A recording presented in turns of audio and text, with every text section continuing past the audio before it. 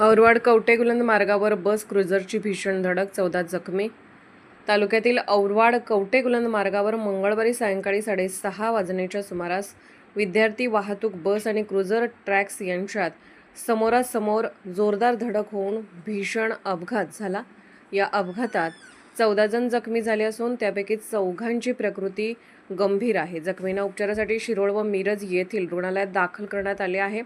औरवाड ते कवटेगुलंद दरम्यान भरधाव वेगाने येणाऱ्या विद्यार्थी वाहतूक बस आणि क्रुझर ट्रॅक्स यांची समोरासमोर धडक झाली. धडकेची तीव्रता इतकी जबरदस्त होती की बसच्या पुढील चाकाची धडी तुटून मागे सरकली. दोन्ही वाहनांचे मोठ्या प्रमाणात नुकसान झाले.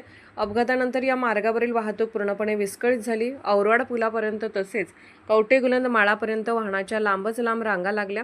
त्यामुळे अनेक वाहन चालकांना वाहतूक कोंडीत अडकून पडावे लागले. घटनेची माहिती मिळताच सहाय्यक पोलीस निरीक्षक संतोष माने हे पोलीस फौज फाट्यासह घटनास्थळी दाखल झाले. पोलिसांनी स्थानिक नागरिकांच्या मदतीने जखमींना बाहेर काढून उपचारासाठी रवाना केले. तसेच अपघातग्रस्त वाहने बाजूला करून वाहतूक सुरळीत करण्याचे प्रयत्न करण्यात आले.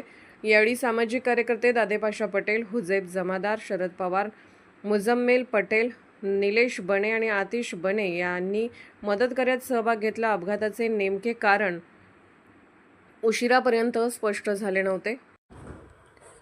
पोलीस ऑफ इंडिया न्यूज चॅनलला लाईक करा, शेअर करा आणि सबस्क्राईब करा.